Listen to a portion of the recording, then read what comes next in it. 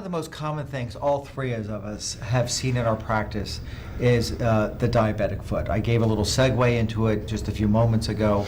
Diabetes affects us in a horrible way for those of us who have it because it alters our sensation and it decreases our blood flow to the parts of our body that are farthest from our heart.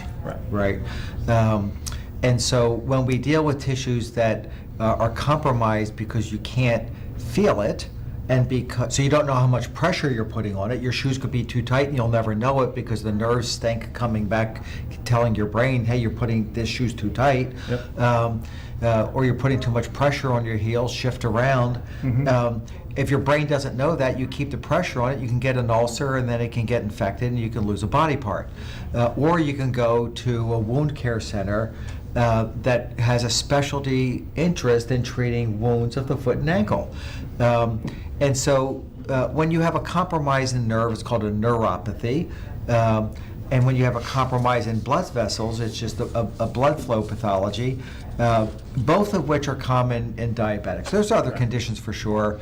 I have a patient with Hansen's disease or leprosy, an old scourge of the world, and that's a blood flow problem and a nerve problem. But overwhelmingly, the biggest problem is diabetes.